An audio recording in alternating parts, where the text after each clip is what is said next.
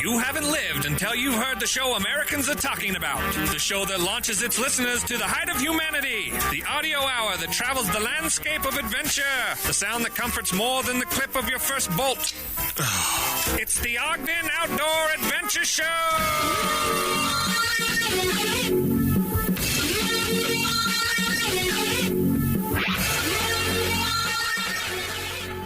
We're Outdoor Adventure Summits the airwaves. This is the Ogden Outdoor Adventure Show. I'm your host, R. Brandon Long, on belay with you for the next about 40 minutes. Across from me in Banyan 1 is the best co-host in all the land, Todd of the Top. How are you? Yeah, doing good. Yeah. Thank you. Adjacent you in Banyan 1 today here is Shane Farver. And then on the phone from Brittany, where are you on the phone here? I'm in North Carolina. North Carolina, all the way from North Carolina. But with us in spirit here in Banyan 1, Brittany, this is funny, it's Brittany Ray Davis, and my daughter's name is Carly Ray Davis. So, oh, really? Yeah. So Brittany Ray Davis, and we'll be chatting with Shane Farver and Brittany Ray Davis here in just a minute, which I think she goes by Brittany Davis, but yeah. We'll give you a little something on the docket, including van sessions tonight, Craft Lake City, Holiday Market, Holiday Open House, and Know Before You Go is coming up, the Cup Hop, Christmas Eve celebration, and more. Give you some stuff on the radar. In the news, including the snow report, Nordic Valley, and scientists' brains are shrinking. Give you something worth watching, including a little something from you, Brittany, which is pretty cool. Something worth reading, Life of a 100-Year-Old, which Klaus Oberndorfer turned 100. Which is pretty cool. Something from Gear 30, along with a quote of the week and Outdoor Jukebox. All of this and more on the Ogden Outdoor Adventure Show, episode 344, Determination. So let's charge.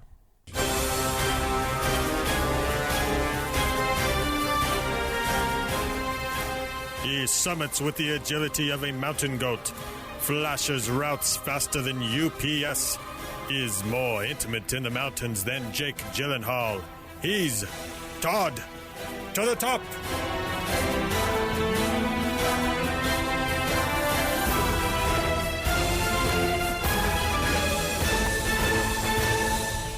All right, so to kick things off here, we always do a weekly happy to make sure everyone is in a good mood. So, Todd, I think you and I saw this movie together.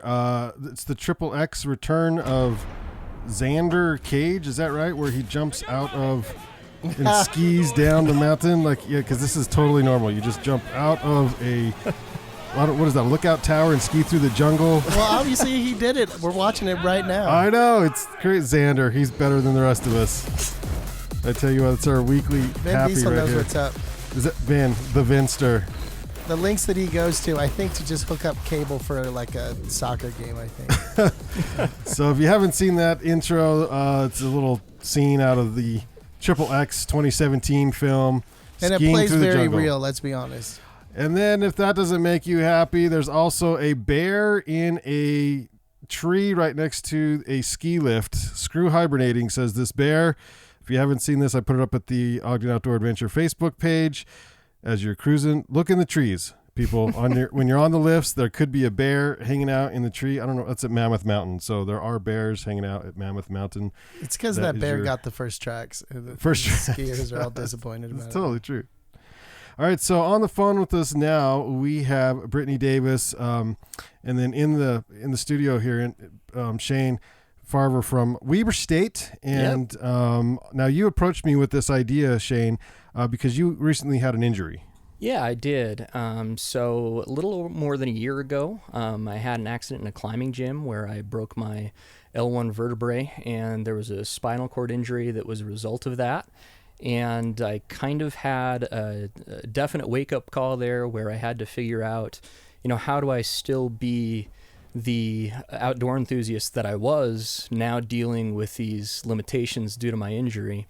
And I had this idea to talk to you about it and bring Brittany on board as well, because she's been dealing with the same kind of thing, and it's a really interesting, weird world to navigate, and I think the outdoor community deserves to know more about that world. And what it is to attempt to get out into the outdoors and experience the outdoors with various spinal cord injuries, people living with disabilities. So, Brittany, you also had a climbing accident, correct? Yeah, well, mine was a route setting accident, but yeah, essentially. Route climbing accident, yeah. And so where were you at in your climbing career? What were you doing at the time?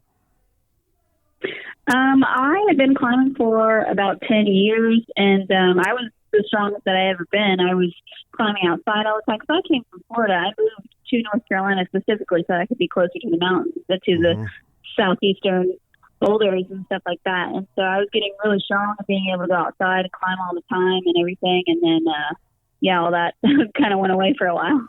Yeah, I don't see many Climb Florida stickers around. Yeah. So your accident, what happened? Where in your spine did you get injured? Did you say where in my story did I get injured? Oh, spine. Sorry.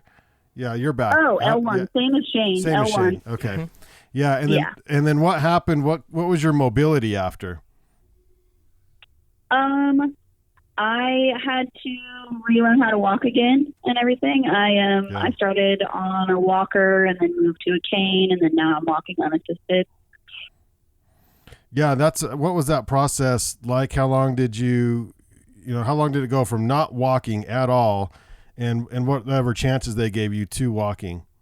They never really gave me a percentage. I was one of the fortunate ones where like my doctors never said you're never going to walk again. They just said you're young, you were fit before, you have a good opportunity to maybe walk again. Mm-hmm. No one with spinal cord injuries, they're so unique. Each one is like a snowflake. Because there's so many other outside factors from our life before we get injured. And so I felt like I was going to be able to walk again. And so I've always held on to that and everything. So I felt like that was, I also held on to the fact that I was going to be able to rock climb again. So I actually woke up and my first thought was, when am I going to be able to rock climb again? Mm-hmm. I hadn't even realized that I was going to have to learn how to walk again. So It was a long process. There was a year where I wasn't allowed to lift more than like 20 pounds. And I had nurses and people with me constantly, and I was being babied all the time. And, taken care of, but it felt like I was being babied because I've always been super independent. Right.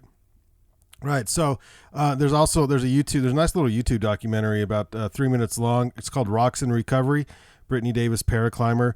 So not only did you get back into the game, but you compete. Yes. Yeah. So I was actually watching one of the Real Rocks that has Mo Beck. Yeah. And that's how I found out about competitive paraclimbing. And I was like, well, so I can do this. I can compete. And it was a big goal that I had. I wanted to go and meet people that were like me, like my new body and stuff. And I just went as like a learning experience, and I actually qualified for Worlds in my category. And so I went to Paraclimbing Worlds, and I've gone the past 2 years. So I got to go out of the country for the first time in my life. I went to Austria 1 year, and then this past year I went to France. That's so cool. So I was talking just briefly to Shane, and I mentioned, determination, and he said, well, you can have all the determination in the world, but if your injury is such that you can't recover, then you can't recover, which is pretty scary. So, yes. So you guys are pretty lucky that it was recoverable. Yeah. Yes. One thing I want to mention there too, though, is that while both Brittany and I have been really lucky in what we've been able to get back, one of the first things I noticed after my injury, because I immediately just started looking up in the hospital, like examples on social media of people who were able to get back into the outdoors. And, there were folks who were using their adaptive mountain bikes and things like that. And I really latched onto that because regardless of what I gained back physically, people were still getting out there and they were still getting out into the world. I've seen somebody who aid climbs in Yosemite and he has less leg functionality than I do. And, while, as Brittany said, spinal cord injuries are so variable, there's still a lot of passion and will there that enables people to get out. It might just look a little bit different. So how great is that in, 2019 we have social media, we've got easy to find maybe clubs or pages or something that you can find other adaptive sports athletes. Where did you first dive into, Shane, when you were looking for examples? I was just on Instagram, really. Yeah, I mean, yeah, and spinal cord injuries. Look for those hashtags, right? Yeah, look for the hashtags. Yeah. So like I learned the hashtags, like some of them are like SCI recovery, things like that, right? Yeah. Spinal cord injury, of course. Yeah. But I just started looking around Instagram, and in fact, Brittany was one of the first people I messaged because, Brittany, correct me if I'm wrong, but I saw one a while back where you were outside bouldering for the first time after your accident, I think. And yeah, and I just told her, I sent her a message and said, wow, it's just great to see that right now. This is where I am in my recovery. And she immediately responded to me and kind of asked me all these questions about my recovery, asked how it was going. And at that point in time, that was so important for me to just have that community around me who understands what I was going through and what I'm still going through. Spinal cord injury is a really hard thing to explain to people. When people think about spinal cord injury, they often think about it in terms of all or nothing, right? Like, oh, you use a wheelchair or you don't. And it's so much more nuanced than that. Like, you might see me walking, but we still have things that we're dealing with that are a little bit more invisible. Brittany, how many times do people reach out to you? People reach out a lot? Yeah, people reach out a lot. I'm glad that I was able to be helpful to Shane and stuff, because that was something that I went searching for right after I got injured, and there really wasn't anyone like me with a spinal cord injury, at least that was outside, that I could find. Someone that seemed similar to me that was dealing with something the same way. There were plenty of people that had the same injury that were trying to walk again and things like that, but I wanted to know if people could climb again with my exact injury. Type of thing. So yeah, there's lots of people that reach out to me now, and I mean, honestly, like whenever, like Quinn Brett, you guys know Quinn Brett? I don't. That had that fall in Yosemite. She's Todd does. A complete spinal cord injury, and she was a big outdoor climber, like huge in the Yosemite, and was doing all kinds of speed ascent, stuff like that. And she fell and got a spinal cord injury, and is now doing all kinds of adaptive sports and things like that. And I actually reached out to her as soon as I saw that she had gotten injured, and like, hey dude, it sucks right now, but there are things that like you can do and stuff like that. So I just felt like that was something that I could have really used whenever I was newly injured, and so I always try to be a positive light to people that are probably in the same situation. Yeah, no, you didn't ask for that, but that's fantastic. That helps. Where are you in recovery, and what kind of limitations do you still have? So I like Shane said, my injury is a little bit more invisible, and I think people assume that because when you say that you're paralyzed or partially paralyzed, they just assume that you can't use any part of your leg. There's muscles that do work in my legs. There's muscles that don't work in my legs. So I walk with a limp. And that causes a lot of pain, a lot of hip pain, a lot of back pain and stuff like that. But honestly, nowadays, my limp is getting slightly better.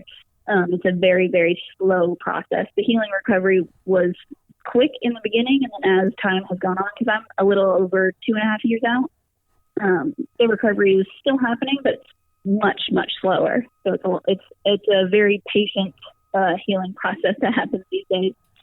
But a lot of people nowadays, when they see me walking around, they just ask what happened to my ankle or what happened to my knee. They're like, oh, did you hurt your knee? Oh, did you hurt your ankle? No, actually, I'm paralyzed. And then they're like, oh, shit. So we're talking to Brittany Davis. You can follow Brittany Davis for inspiration on her Instagram. It's Brittany Ray Davis, RAE, Brittany Ray Davis on Instagram. And I like that it says walking paraplegic. Your Team USA World Championships. And also you have sponsors. So is that from competing in the Worlds, or did you reach out? How did you gain sponsorship and take that next step? I reached out to a lot of those companies, and after I was getting some success with competing and stuff, and just said, hey, like, you guys are awesome brands. How would you feel about sponsoring an adaptive athlete or a paraclimber, like, type of thing? Because people are trying to get more inclusive these days and things like that. So, I'm sponsored by Adidas. They give me all kinds of awesome outdoor gear and stuff, and block grip and gnarly, and yeah, that's fantastic. Shane, when you're injured, coming from the outdoor space, you're very active. I know just in sports and sports injuries, it's very frustrating when you're not 100%. So how down does one get? One gets pretty far down. Yeah. So I think a couple days after my emergency surgery, that was probably the closest I've been to suicidal. Yeah. I think, having a spinal cord injury is traumatic regardless of what your background is, but with my entire identity wrapped up in what I was doing outdoors, there was this big component of my life that I was really afraid at the time was going to go away.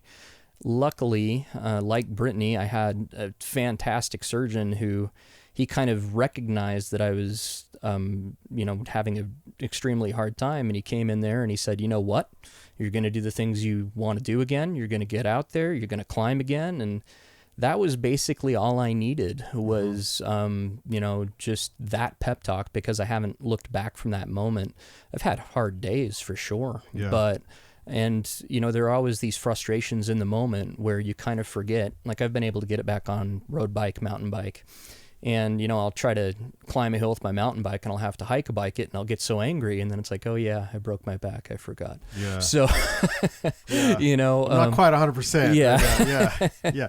And you're not 21 either. No, so, I'm pushing 40. Yeah. So the recovery time's a little longer the older you get. Yeah. I've been really lucky in terms of my recovery from this injury. I think it was about 9 months after my injury that I did a 50-mile road ride on my road bike. And, granted, that took me about as long as it took me to ride 100 miles a few years ago, but I did it, and so there's just this new way of understanding what it is to be outdoors. I don't get to think so much about, pushing my physical limits in the same way that I did before, but I'm still pushing those physical limits. It just looks different. Yeah.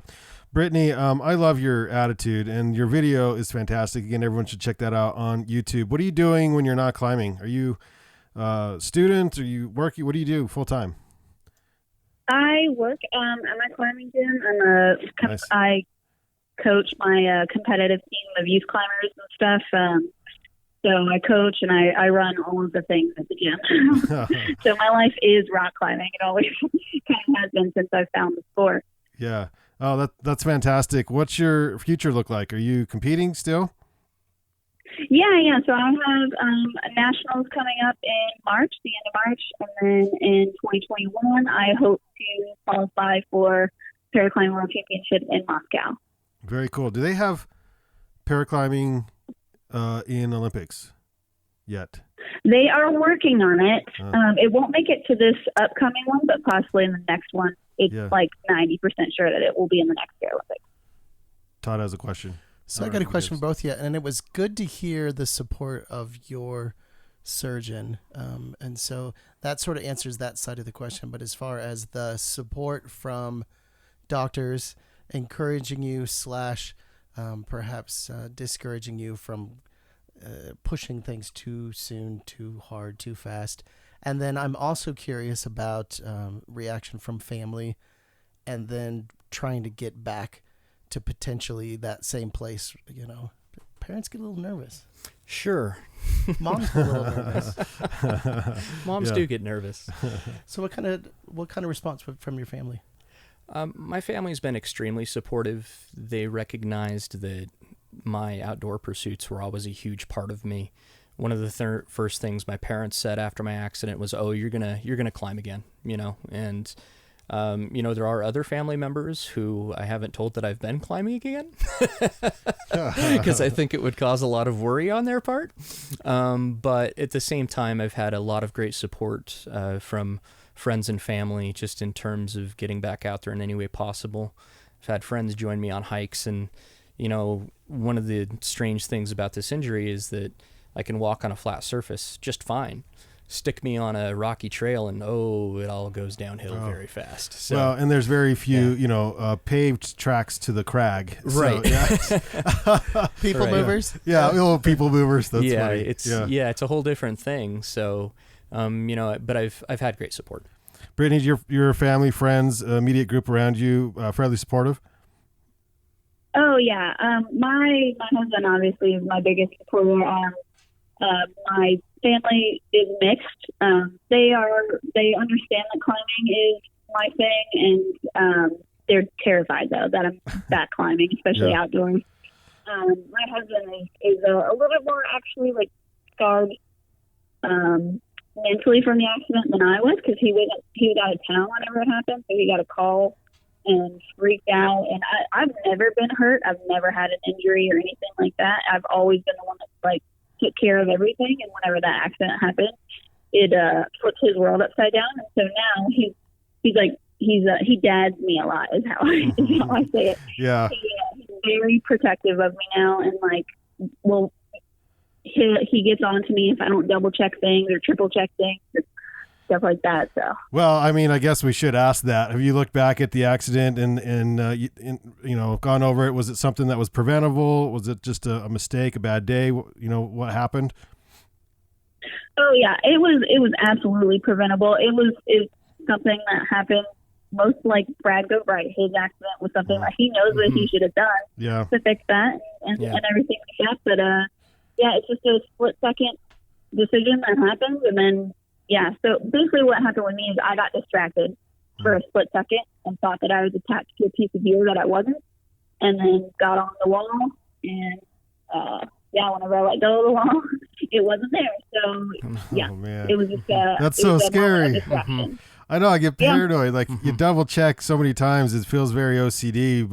But if not, bad things happen. So and I think there's something to be said for becoming too comfortable. Both Brittany and I had a decent history of climbing before that, and you kind of get into this zone that you shouldn't necessarily be in. So that's something that I'm kind of mindful of right now. Do you teach others too, or have you had an opportunity to tell your story to like make sure people are extra safe with the crag? So I'm starting to stick my head out and tell my story a little bit more. This is part of that effort.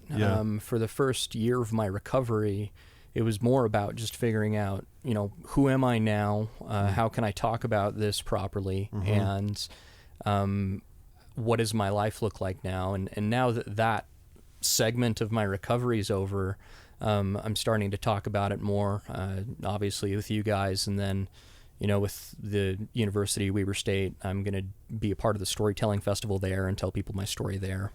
I'm definitely interested in that, not only in terms of, safety, but in terms of helping people understand, again, spinal cord injury and some of the nuances with it. Because I think while we've had great support from, friends and members of our family, the greater community sometimes doesn't know how to give that support, and a lot of times the limitations are really not with the physical stuff. It's more somebody looking at you and saying, oh, I for instance can't push my toes down, so I can't climb anymore. Right.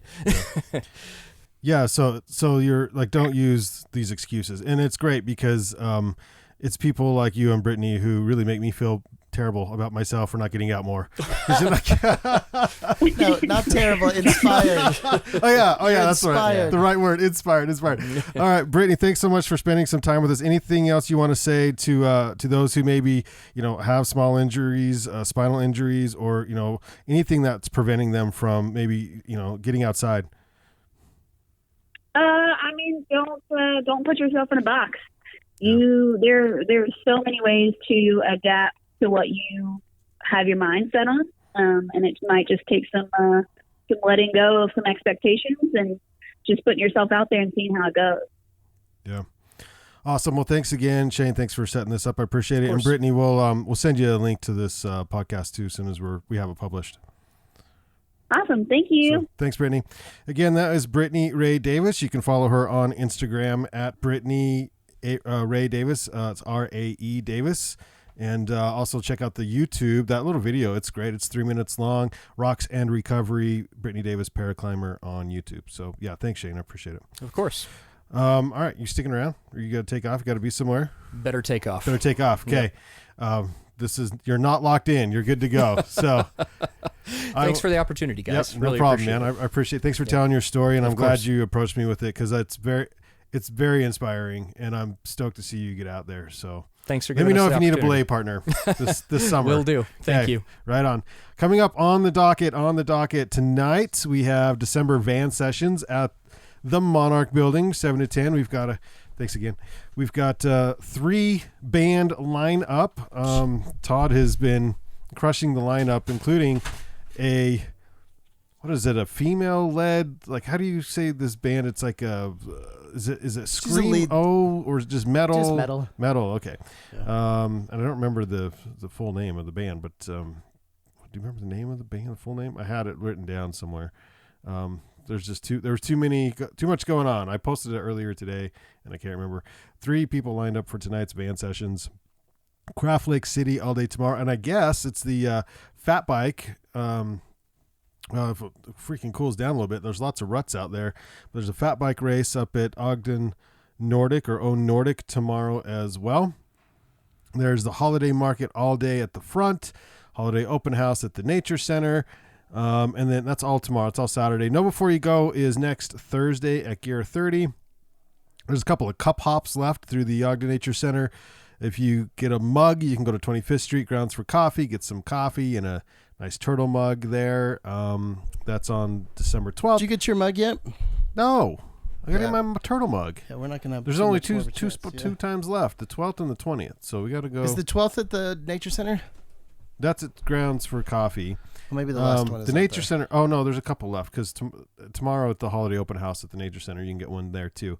And then the 12th at Grounds and the 20th at Coffee Links, which is right by my work. So I'll probably do that one. Because Coffee Links is, yeah, that's what you like. It's right by your right by my work. Gear 30 is right there. Seeking Tragedy, by the way. Seeking Tragedy. Thank you so much. Seeking Tragedy. Yeah. I listened to a couple of their songs this morning. Was very impressed. Christmas Eve celebrations up at Snowbasin. If you want to cruise up there on December 24th. On the docket, the Banff Mountain Film Festival World Tour, February 14th through 16th. Tickets are now available. So get your tickets now. Snow report. So very important. It is snowing. It's that time of year. We have to, inform you of any new snow. Looks like Alta got 1 inch in the last 24 hours. Beaver's opening day is to be determined. Brian Head's also open. They got 1 inch in the last 24, along with Brighton, 1 inch. Cherry Peak opening day is to be determined. Deer Valley, they are opening tomorrow, I believe, and they got a base of 26 inches. No recent snow. Eagle Point has 14 days till open. They got 1 inch. Nordic, it says to be determined or decided on Ski Utah, but I heard they were open today. So it looks like their numbers aren't updated on Ski Utah's website. Today or tomorrow? I think I was talking to Cam. Is it tomorrow? I think he said it's tomorrow. Cool. So check out Nordic. They might be open this weekend, which is right here in our backyard. Park City, of course, they're open. 36-inch base, nothing new. Pow Mau, open. 45-inch base, 3 inches in the last 24. Snowbasin, 2 inches in the last 24, and they have a 34-inch base. And the Bird is open. They got 1 inch in the last 24. Solitude also got 1 inch. Sundance is open. They got 1 inch. And then Woodward is they're closed. It says for the season. They're opening though. It says updated today at 5:08 a.m. I don't know what Woodward's doing. Anyway, there's your snow report. We got some fresh. That's all you need to know. Sounds like a good start. It says here from Nordic Valley Ski Resorts open on Friday for winter season according to the Standard Examiner. So they should be open today. Nice. Scientists' brains are shrinking. After an extended stay in Antarctica, the effects of isolation and monotonous environment may be to blame. That was a clickbait. What's podcasting clickbait? Socially isolated and faced with a persistently persistently white polar landscape. If you were stuck at what's that planet Hoth in Star Wars? Is that Empire Strikes Back? Yeah. Yeah. You don't get stuck there. You'll start losing brain cells. You spend too much time there. Too much time there. Yeah, their brains were shrinking because there was too much time up at the Antarctic doing like science stuff or whatever. Did you say up at the Antarctic? Up at the Antarctic, down at the Antarctic. I was thinking just down, but I don't know. Up at the Arctic, down at the Antarctic. Yeah. It depends on your perspective. Where Which if you were direction there, where are facing. You? Right. Okay, yeah. All right, got some worth watching. This is a phenomenal film. They just released this on December 4th. It's called Drawn from Here. If you are an artist, if you love the outdoors, this is on YouTube. It's spinning in circles. It's not playing. What the hell is going on here? This is fantastic. Here it goes. It says the world is built to our imagination. The way they shot this is just absolutely gorgeous. I'm showing everyone Todd. I'm very everyone on the pleased to podcast now. welcome you to the first special event of our season. Where the development of the film is very largely horizontal. That is, there is a storyline, and this is illuminated constantly by the poetic commentary, so that you have two actions going on simultaneously. Now, this, I think, is one of the great potentials of film. What you have to do is to remain true to that which you believe in. Style is the answer to everything. To do a dangerous thing with style is what I call art. Bullfighting can be an art. To do a dangerous thing with style. Boxing can be an art. And there's overlaid with wonderful skiing want you scenes to here. Enjoy a point of view which I enjoy. I love his voice. Everything conspires to crush your individuality. That fight for your individuality, for me, it's the essence of what a life should be about, what a good life should be about. Jeez. Henry James, I think, said that creativity is like having a big stick in a deep barrel, and you turn the stick and turn it around and turn it around. You pull it up and look, and all of a sudden, there's a great idea. I think it's that ephemeral, it's that magical, it's that primitive and interesting and exciting. As it's only on the outside edges of the straight line of thought that you're actually going to find something new. This video I tried to take whatever it is influences RTF. I had and make them meld together into something. But how cool is that? The ski lines are Everything is insane. interrelated. It's no good taking one piece.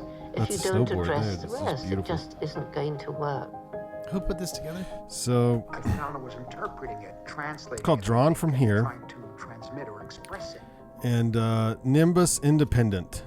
Where'd you find it? I'm not sure. I was just searching the internet today, As you do. and just searching the internet today, and found it. Came across it. Drawn from Here. Now it's 20 minutes long. That's the first 2 minutes 25 seconds there of it, and it's definitely worth watching. So put it on the worth watching. You think the audio was good? Yeah, you got to. I mean, visually, visually, very nice. Even put those two together. Mind blown. I mentioned a few times Rocks in Recovery, Brittany Davis, paraclimber, also worth watching. This is I think this was from here. Climbing to me is community. It's a passion. It's something that's worth fighting for. I don't know what I'd do without rock climbing. Rocks and Recovery from Brittany Davis, and I watched it today. It's pretty cool. And then also, I didn't get a chance to watch this, but anything that Travis Rice has in it, the trailer for Dark Matter has popped here. So this is the 5th that came out yesterday. It's called Dark Matter. You can see the trailer, Travis Rice, Elias Elhart, and some of the scenes were just insane. And then also worth watching, if you're not already, but Mandalorian episode 5 came out today. Are you watching? Are you caught up to this? Okay, so I've only seen the first couple, so don't give me too much. Okay, so you'll have to tell me what you think of episode 4. Well, all I know is it's gaining in popularity this series. Well, fans don't just give up after one episode. Yeah, you gotta watch. But here's what I liked about 1 and 2, and mostly 3. simplicity. Like it reminds me of episode 4, the original Star Wars, where the action is, a little less, but there's a lot of build up, tension, and you're like, ooh, this is what's going to happen. So that's what I really liked about Mandalorian episode 1 and 2. There was a lot of that going on. I don't know. I think 4 goes off the rails, but you tell me what you think of 4. I think you got to take into account the audience, probably a little mix of both. Because I've also heard that a lot of people thought the first 2 were too slow and dragged too much. Oh my gosh. See? And that's why they had to do 4. 1 and 2 are my favorite. I freaking love them. Like they sucked me in like nobody. I was like, I didn't have time to watch 3. What's your demographic? You're a little older. You're a little older. I'm an original Star Wars fan. As opposed to, I'm just saying that I think probably hitting on as much of an age sort of thing as possible. Are you calling me old? You appreciated the. Can you imagine trying to show the first Star Wars? Probably to some kids would probably find. No, they get bored. Yeah, they do. Something worth reading. Speaking of age, Klaus Obermeyer turned 100 years old, and I posted this the other day. Obermeyer, you said Oberdorfer earlier. Nicely done. Did I really? Yep. Well, it's Klaus Oberndorfer. I understand. Obermeyer. Oh Obermeyer. My gosh, that's so funny. Thanks for the catch. You were like, wait, who's Klaus? An uncle I'm unaware of. Klaus? Yeah. Oh, man. Turn 100. Does Klaus owe me money? I think that's it. Everybody owes you money. He's 100. How does he stay so fit and so positive? Well, he swims a lot. He did a interview with the Colorado Sun. It's definitely worth reading because we can't go over the entire interview here, but his answers are just fantastic. They're definitely worth reading. They do touch on like how did you get in the business, and he came from was it an airplane mechanics background, I think, and then someone approached him and said, "Hey, the ski industry doesn't have any ski clothes. We need ski clothes, better apparel," and he's like, okay. So when he was working, he decided in his downtime to make some ski clothing and improve it, and there we have Obermeyer, so to blame for that. Good stuff. He has a fantastic outlook on life. One of the things I remember he said is he doesn't eat more than he knows he can work off during the day, which is sound advice that I should probably heed. So there's that. Definitely worth reading. Next is the Gear 30 segment. Go to gear30.com. That's gear, and we have more and more people doing this, by the way. Go to gear30.com, especially here in town in Ogden, who will buy online, and they'll come down to the store and just pick it up. It's great. Just buy online, pick it up, come down. We don't have to do the walking around or shopping, like if you're in a hurry, but you're on your phone at the doctor's office or something, shopgear30.com. Does it save on shipping too? Yeah, there's no shipping. Yeah. Come on down, just pick it up.